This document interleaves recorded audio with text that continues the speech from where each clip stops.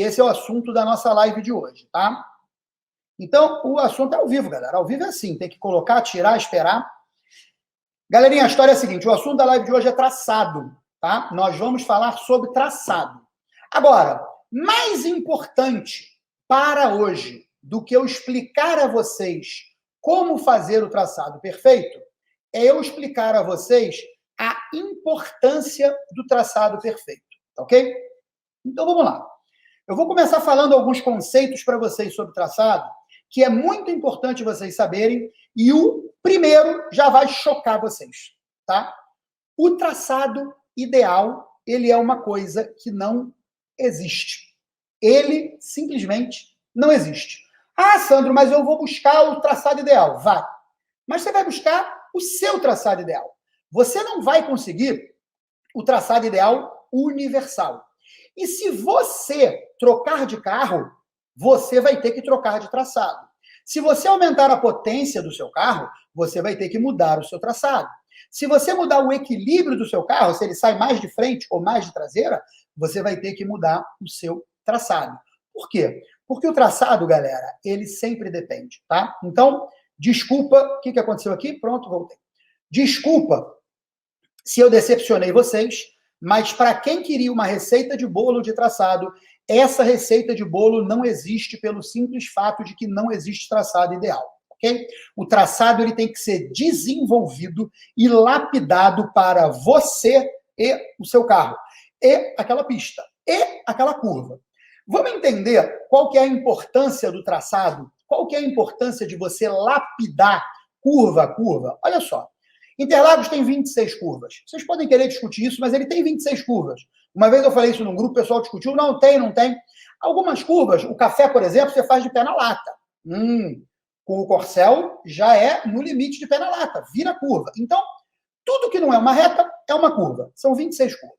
Pensa bem, você consegue mensurar na sua cabeça aí agora quanto que é 1/10 de segundo? Pensa. Você consegue falar assim, 1/10 de segundo é uma piscada de olhos. Uma piscada de olhos tem mais do que 1/10 de segundo. Não, 1/10 de segundo é isso aqui. Isso aqui tem mais do que 1/10 de segundo. Gente, 1/10 de segundo não é absolutamente nada, ok? Agora vamos lá. Se você perder 1/10 de segundo em cada curva das 26 Interlagos, quanto que você perdeu em relação ao ideal? 2,6 segundos. Cara, o que eu quero dizer com isso? Eu quero dizer, isso é muito importante na hora de você definir o seu traçado, ok?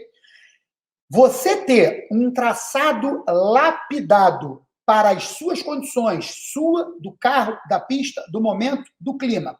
Você ter ele lapidado é o que vai fazer você ser rápido.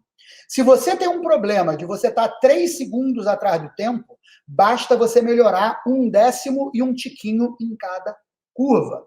Não tem como, e isso é um dos grandes enganos que as pessoas praticam, a pessoa querer pegar e falar assim, bom, eu tenho 3 segundos para tirar. A próxima curva é aquela ali, eu vou tirar os 3 ali. Sabe o que vai acontecer? Você não vai tirar aqueles 3 e ainda vai perder mais 3. Isso é muito comum, é o famoso agora vai. Lá na frente, quando eu falar sobre controle emocional, eu vou falar sobre o famoso agora vai. Então, o que você precisa fazer? Ter em mente que o automobilismo é como lapidar uma joia, é como lapidar um diamante, é lupa, ferramenta de precisão com aquela pontinha fininha, o lugar para você se apoiar e você vai lapidando de 10º em 10º, de curva em curva, e Potenza, por exemplo, tem 14 curvas no autódromo de Potenza, lá onde vai ser o MBR. Tem 14 curvas lá, 1/10 por curva é 1,4 segundos. 1,4 segundos pode ser aquele tempinho que falta para você chegar aonde você queria chegar, tá ok? Bom, o traçado depende de tanta coisa que eu fiz uma lista aqui, eu vou até ler para vocês para eu não esquecer de nada. O traçado depende se está seco ou se está molhado. O traçado depende de quanta aderência tem na pista. Como assim, Sandro? A aderência não é a mesma todo dia? Claro que não. A aderência depende de 1 milhão de outras coisas. A aderência depende de quem está andando junto com você, que tipo de carro aquela pessoa está andando. A aderência depende de quantos carros estão andando. A aderência depende se algum carro vazou óleo. A aderência depende de qual a temperatura do ambiente, qual a temperatura do asfalto. A aderência depende da umidade relativa do ar. Só a aderência depende de tudo disso. E o traçado depende da aderência. O traçado depende das irregularidades da pista. Quem aí já andou lá em Piracicaba, no SCPA, e viu aquela curva 1 que você faz sair com as 4 rodas do chão? Ali o que você tem que fazer? Você tem que tangenciar a curva por fora. Se você tangenciar a curva ali, você vai ser jogado para fora do autódromo. O traçado depende da potência do seu carro.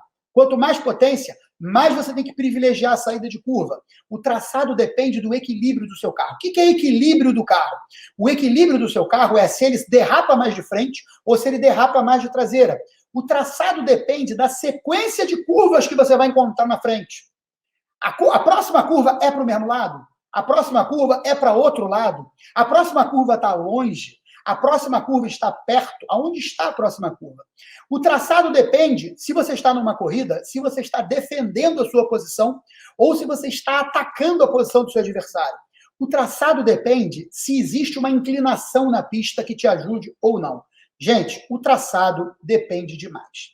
Eu vou passar para vocês aqui alguns conceitos rápidos para vocês entenderem o que eu vou falar na frente, vocês possam entender, tá bom?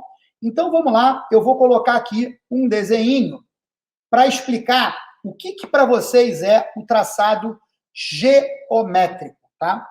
O traçado geométrico, deixa eu beber uma aguinha. Calma aí, vamos descansando um pouco aí que eu vou beber uma aguinha. Boa noite para a galera que chegou aí agora. Ih, chegou bastante gente nova agora, boa noite para vocês. Galerinha, o traçado geométrico nada mais é do que aquele traçado matemático.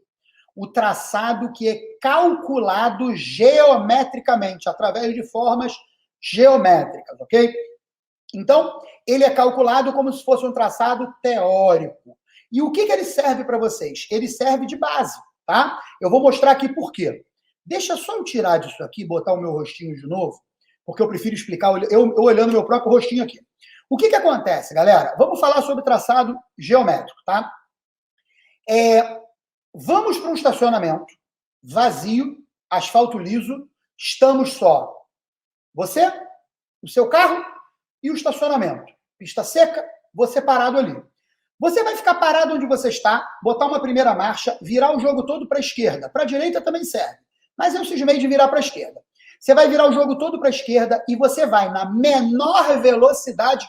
Veja, hein? A direção está toda virada. Por que eu quero ela toda virada? Para que ela não varie.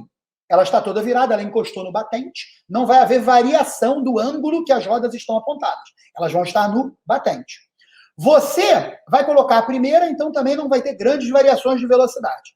E você vai tirar o pé da embreagem e vai andar com o carro na marcha lenta, sabe? Só com a injeção eletrônica corrigindo para o carro não morrer, na marcha lenta. O carro vai andar quase que no próprio eixo. Ele vai descrever um círculo de raio é do meio até a ponta, né?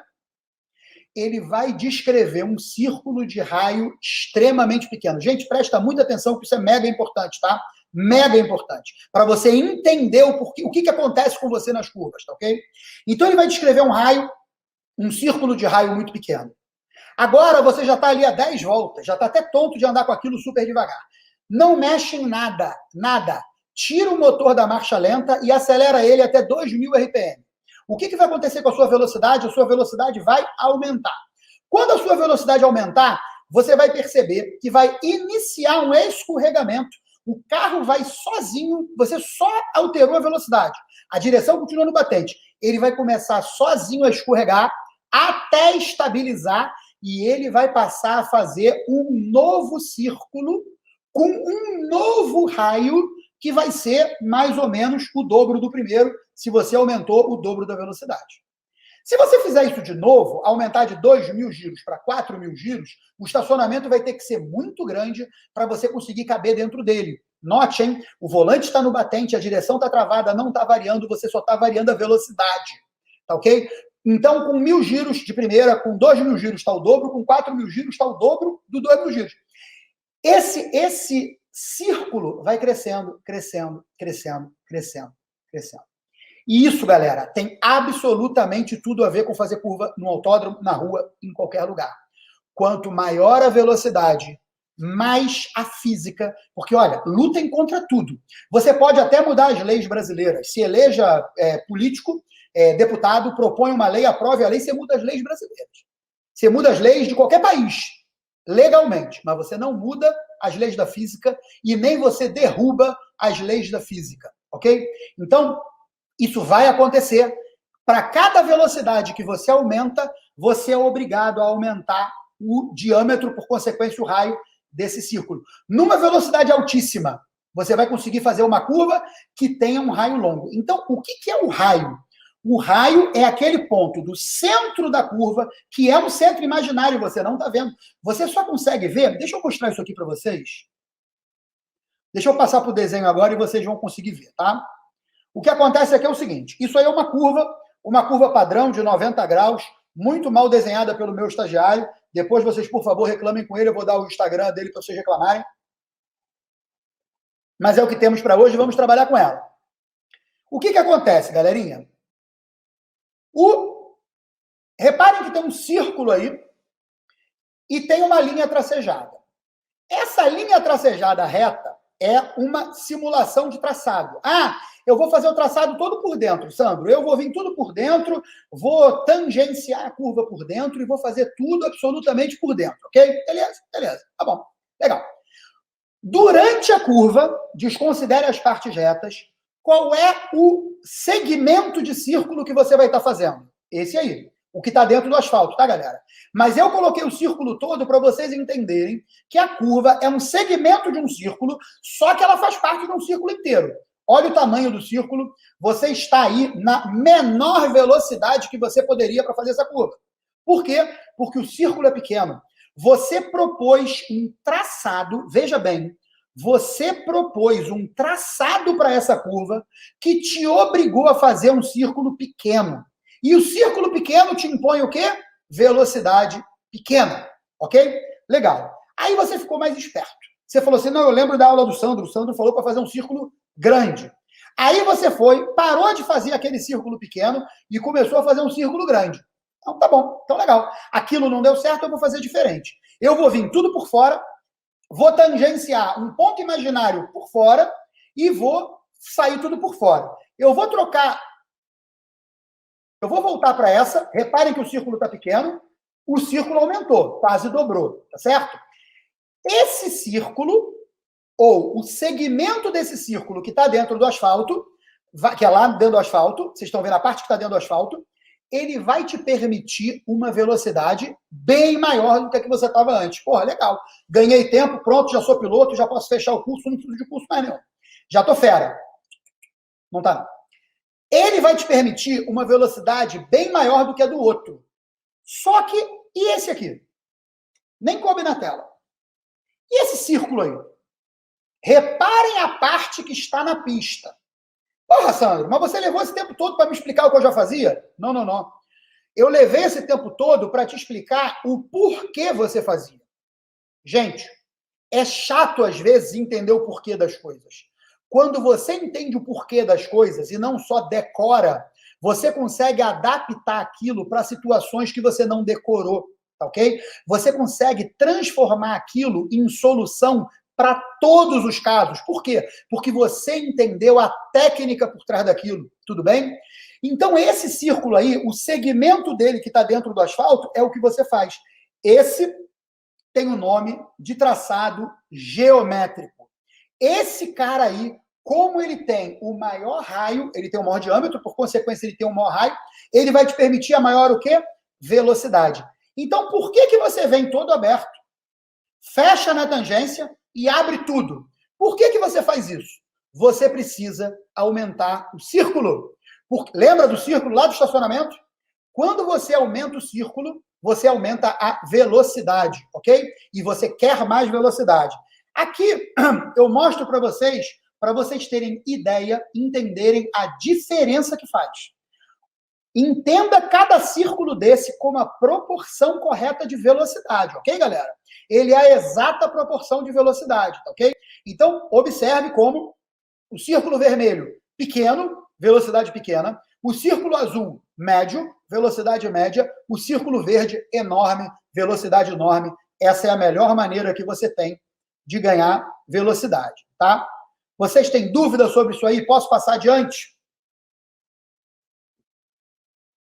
Deixa eu beber mais um pouquinho de água. Legal. E como é que faz para fazer isso aí? Corrida no Rio de Janeiro, Ômega, Stock Car Light, 9ª etapa do campeonato, novembro de 2000. O cara que está puxando a fila aí sou eu. Aí atrás os concorrentes. Repara onde é que eu estou. Repara aonde está o pneu do lado do piloto. Dá uma olhadinha. Onde está o pneu do lado do piloto? Vamos olhar outra foto aqui. Eu, Corcel, freada da curva da junção em Interlagos. Olha onde está o pneu. O pneu do lado do carona. Olha onde está. Atrás de mim vem um Mini Cooper, aquele com retrovisor vermelho. Olha onde ele está em relação à linha branca. Olha onde eu estou. Parece exagero, né? Olha essa foto. Olha essa foto. Olha essa foto na saída, mesma coisa. Por que você não foi mais para fora? É grama, né? Olha essa foto. Por que você não foi mais para fora? Dava para ir mais para fora, ali não é grama. A linha branca lá. Eu tenho que estar para a volta ser válida, eu tenho que estar com 2 rodas na linha branca. Não posso passar da linha branca. Então, eu estou no limite que eu posso. Linha branca. Galera, qual que é a importância disso? O que isso aqui faz? Quem é que entendeu aí? Coloca nos comentários aí. Quem é que entendeu o que isso aqui faz? O que esses 4 dedos, o que esses 2 dedos, o que esse um tiquinho mais para fora, o que isso faz? O que isso causa na entrada e na saída de curva? Isso aumenta o círculo. Mas é daquele jeito, Sandro. Aquilo não é um exagero. Não precisa ir para aquele ponto amanhã. Você não precisa fazer aquilo amanhã, ok? Você pode ir fazendo aquilo conforme você se sentir seguro. E vou lhe explicar por quê. Você ainda tem que desenvolver uma coisa mais avançada, que é a consciência de posição da roda. O que é a consciência de posição da roda? Sejam honestos. Aqui, eu estou vendo onde está a roda? Eu tenho condições de ver onde está a roda aqui? Eu tenho condições de enxergar com essa precisão? E você vai ver que não é sorte. Está aí nessa, todas elas. Eu tenho condições de estar vendo onde está a roda? Não. Então, o que você tem que desenvolver? Você tem que desenvolver a consciência da posição das rodas. Você vai ter que desenvolver essa consciência. Você vai ter que desenvolver a consciência da direção que as rodas estão virando, não do volante. O volante não é importante. Mas, Sandro, o volante está conectado com as rodas. Eu sei. Lá na frente você vai entender por que é importante você ter consciência das rodas, não do volante. Mas agora, para a aula de hoje, que é sobre traçado, se você quer mais velocidade, você quer um círculo maior. E se você quer um círculo maior, você tem que abrir a curva ao máximo. E sim, esses centímetros fazem bastante diferença, não é pouca diferença, e você não pode abrir mão de nem um pouquinho deles. Deixa eu só passar aqui. Quase que eu faço errado. Você não pode passar nem um pouquinho fora desse último centímetro. Sabe por quê? Porque pensa bem, se você quer aquele último décimo em cada curva, aquele último décimo está não só nesse último centímetro, como naquele último décimo de quilômetro por hora que você carregou de velocidade, como aquela virada de correção que você deu na hora certa. A soma, galera, lapidar, lembra? Lapidar, lupa, lapidar. A soma dessas pequenas coisas é que vai fazer de vocês um décimo. Né? Você se ferra inteiro, você se lapida tudo que você pode mais um pouco para ganhar um décimo. Vezes 26, 2 segundos,6. Vezes 18, em curvelo tem 18 curvas. 1 segundo,8. E, Sandro, e se eu ganhar 2, né? Pensa, gente. Gente, sabe o que eu quero mostrar para vocês? Eu quero mostrar para vocês o seguinte, é muito importante, guarde isso. Olha a oportunidade que está passando na porta de vocês. Olha, qual é o tamanho dessa oportunidade? Como achar 2 décimos por curva? Em curvelo, dá 3,6 segundos. Desculpa se eu errar a matemática aqui, eu acho que não. Em Interlagos, dá 5,2 segundos. No Potenza, dá 2,8 segundos. Imagina na Capuava. Quem já andou na fazenda Capuava, que tem 80 milhões de curvas? Quanto que dá? Gente, nós temos que lapidar isso, ok? Então, velocidade, diâmetro. Agora vamos falar sobre tangência. O que é a tangência? A tangência é o ponto desse círculo que toca o limite interno da curva. Porra, Sandro, não tinha um jeito mais complicado de explicar isso, não? Eu li no e-mail que você mandou que as tuas técnicas são simples. ela é extremamente simples. Eu só expliquei ela do jeito mais bonito agora. A tangência é o lugar que você toca a zebra. Quem é a zebra? Geralmente, em 99,9% das vezes, a zebra é o teu limite. O teu limite de pista. Não, Sandro, eu passo pela grama, atropelo direto. Numa competição oficial, passou pela grama, você perdeu a volta, ok? Porque só vale com no mínimo 2 rodas dentro das linhas brancas. A pista tem, eu mostrei para vocês ali antes, a pista tem um conjunto de linhas brancas, 2, uma de cada lado, e você tem que andar delas, não tem jeito, ok? Então, a tangência é aquele ponto. Vai vendo. Sandro, mas a tangência é o ponto de velocidade mínima? Na maioria das vezes. São 2 conceitos importantíssimos. A tangência, o local aonde você vai tangenciar, tem tudo a ver com o posicionamento do carro, tá? Quantos graus... Vou até olhar aqui em volta se eu tenho um carro aqui, não tenho não. Se eu tivesse um carro aqui, eu ia mostrar. Mas eu vou mostrar com a mão. O carro está na minha mão, está perfeito. Vamos lá. O ponto aonde você vai tangenciar tem tudo a ver com para onde o nariz do carro você quer que esteja apontado, ok? E isso é importante por quê? Porque lá na frente você vai ver que você só vai poder acelerar a hora que o nariz do carro estiver apontado para o lugar certo, ok?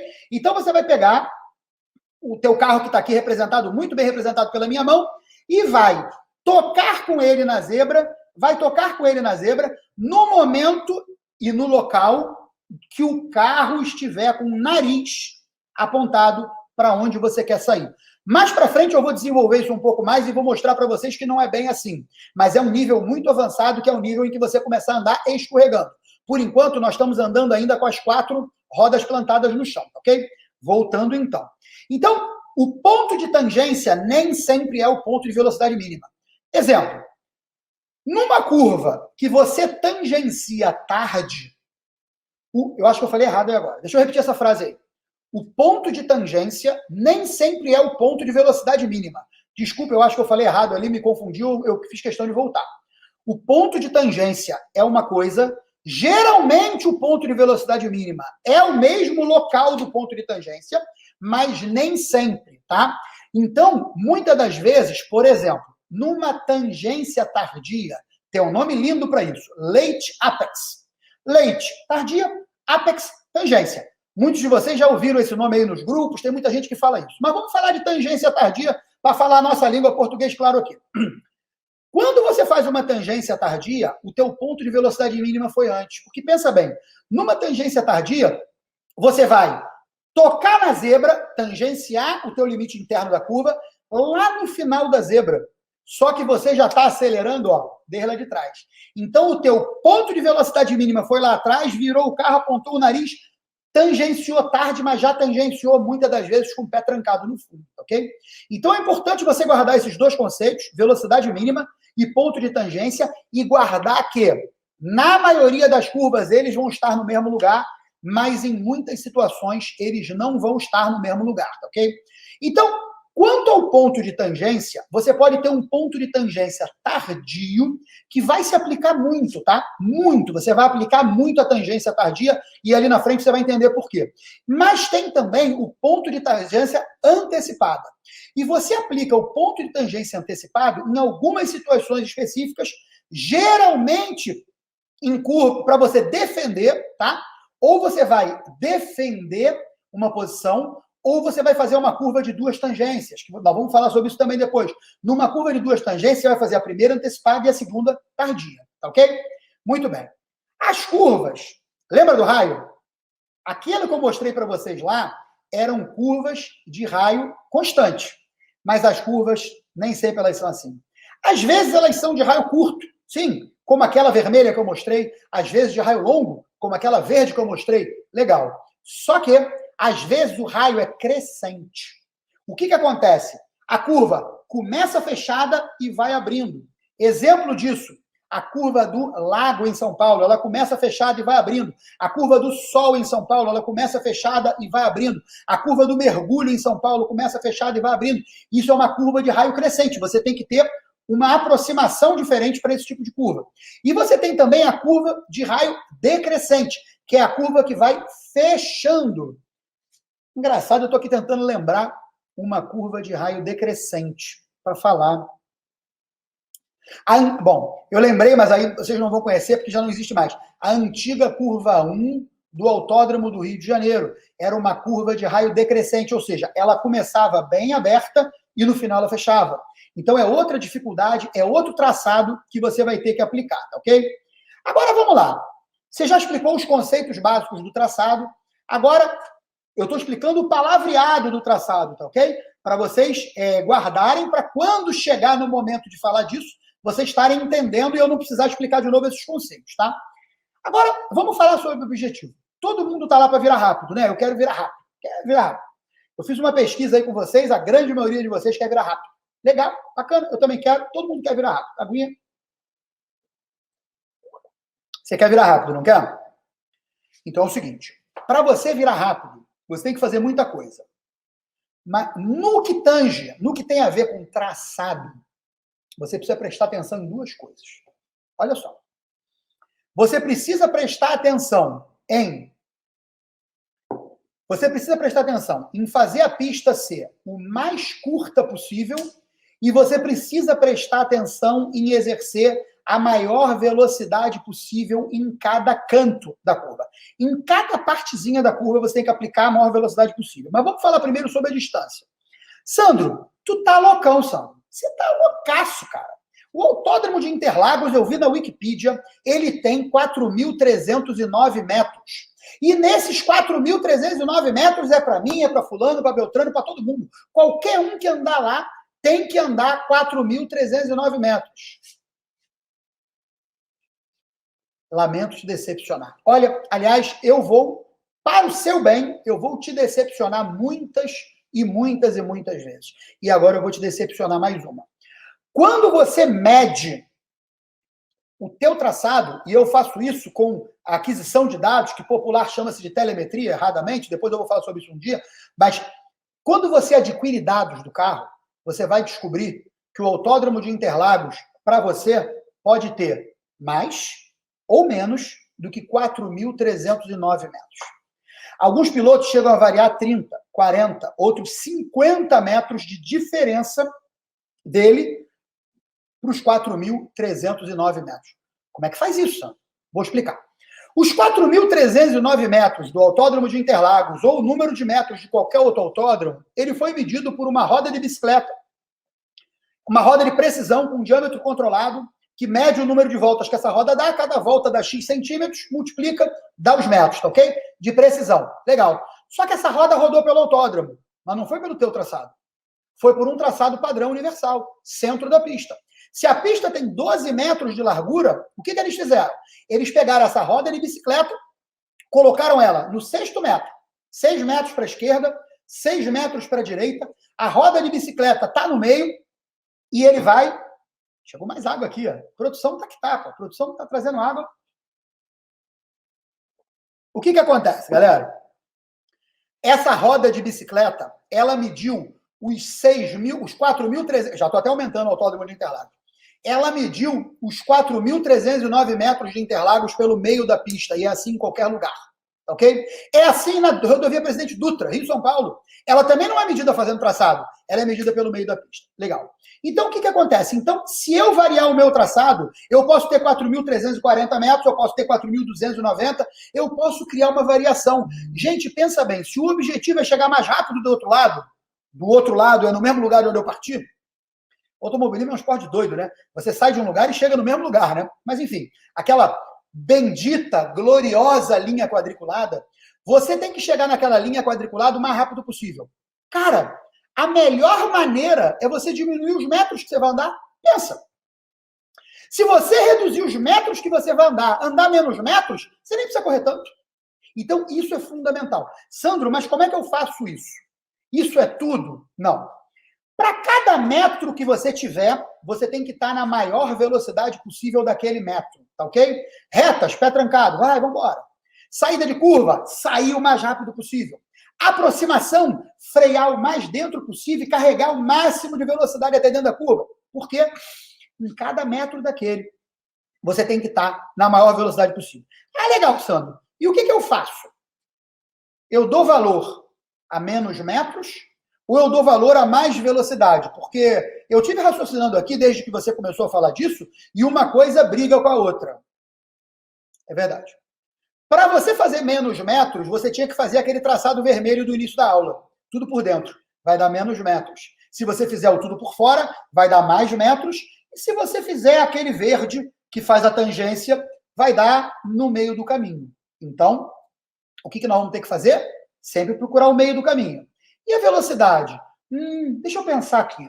Eu tenho uma curva que demora muito a acabar. A curva é longa, ela vai e não acaba nunca. Igual a curva da paciência no Velocitar, que não acaba nunca. O que eu vou fazer?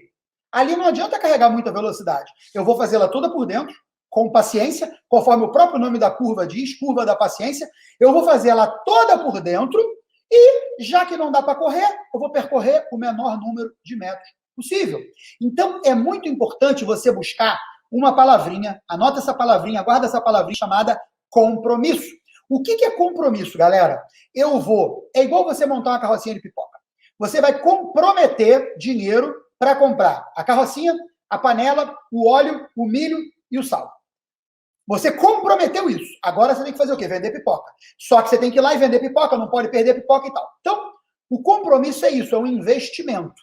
Eu vou comprometer a velocidade, vou perder um pouco de tempo, em compensação eu vou economizar muitos metros.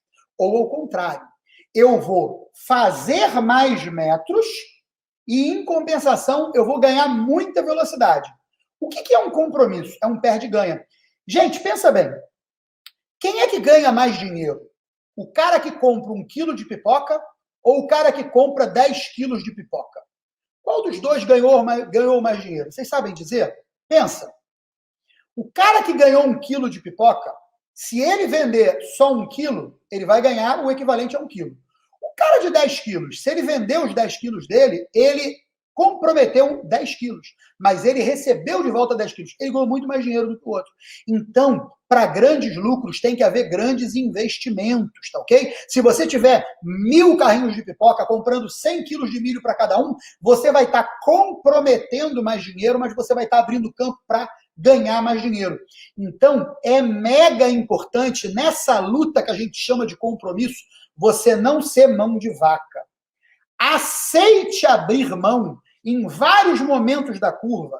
Aceite abrir mão de velocidade para garantir outra coisa, posicionamento, para você acelerar antes e ganhar muita velocidade na saída da curva. Então, nesse perde-ganha, você tem que ver o compromisso, ou seja, qual é o equilíbrio. Você vai ter que perder. Não adianta, mas eu tenho muito dinheiro, comprei um Fórmula 1.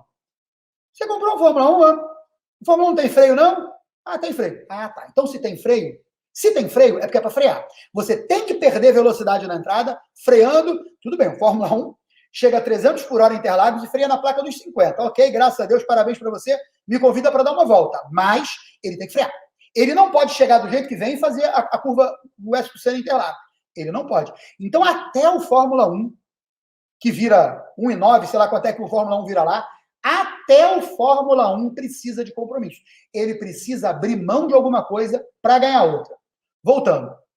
Então, galera, isso é o compromisso. Eu vou abrir mão de uma coisa, ganhar outra. Um abraço enorme. Obrigado a todos vocês por estar aqui até essa hora, 15 para as 11 da noite. Muito, muito, muito obrigado. Um enorme, gigantesco abraço. Até quarta-feira.